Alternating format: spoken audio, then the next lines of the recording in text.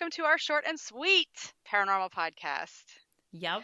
That's the thing. In the last one, we didn't tell them what we would do. So surprise, Surprise! we want to do short ones. We're going to try our best to condense all the information that we've been giving you in like hour and a half to like a quick 15 minutes. So ready, set, go. Right? We're about to start talking like those auctioneer people.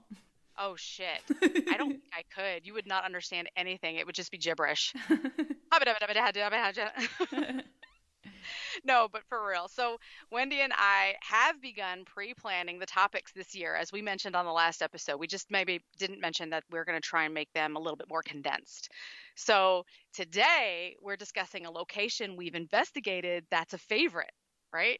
I Right. hope. Okay, good. Yes. So far, so good. So I think that my favorite is actually not going to come as a surprise to Wendy because I've mentioned it over and over again. I even had dreams of this place, and that's the Lemp Mansion. Ooh, I thought about this one too. Yeah.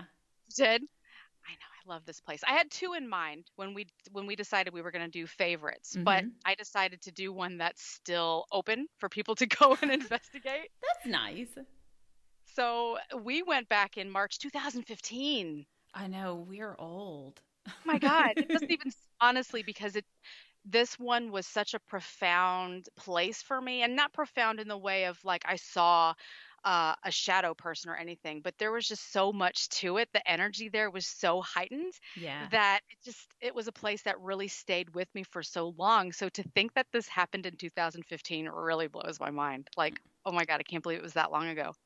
I know. It's so weird. They seem like they were just yesterday, which It really that's does. a real old person thing to say. So, note to self, don't ever say that again. Seems like it was just yesterday. Wow. That's funny. So when we went back in March 2015, we stayed for 2 nights. Yes.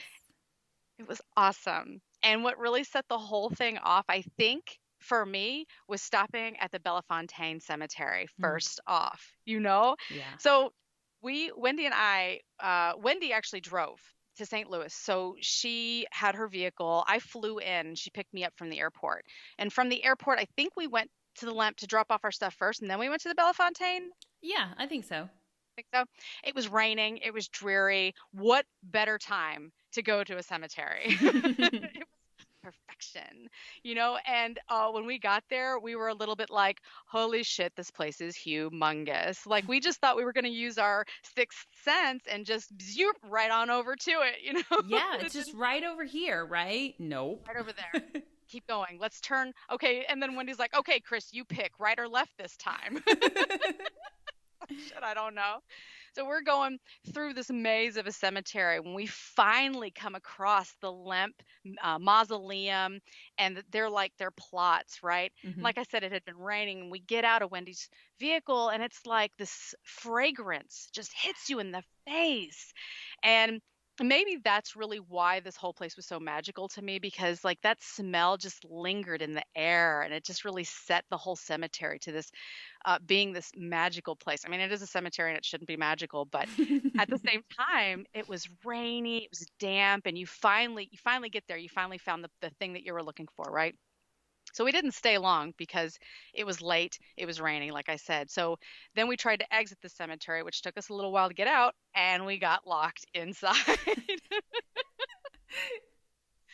That was the best. I've never been locked inside a cemetery before in my life, but I thought, okay, great. We're going to be here at the cemetery now. This is where we are.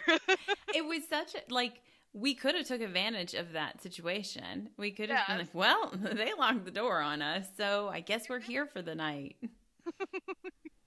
So we didn't take advantage of getting locked in. As a matter of fact, both Wendy and I were kind of like, oh shit, we got to get to the Lemp. So Wendy jumps out. She gets the phone number off the gate. She calls the guy. And I guess the guy was kind of like, oh, you silly girls getting locked in the cemetery. He comes right over and lets us out. We were there, what, a whole 5 minutes? Like, what are we going to do? And then all of a sudden we were out free, Yeah. roaming around St. Louis again. He must have been really close by. Yeah, this must happen a lot. I think he did say that. He Yeah? said something about it. Definitely wasn't the first time it ever happened to them. Well, I mean, Yeah, they have no, a whole sign for it. In case you right. get locked in, call this number. So, They know. Mm-hmm. because the place is huge. It is so. We actually ended up going back the next day and we got a map because the place is so massive. And there were so many like different people that were buried there. We had no idea. So Mm-hmm. if you go, definitely go during the daytime when the visitor center, is it a visitor center at the cemetery? I don't know what you'd I'm call it. certain that's not what they're called, but I information booth.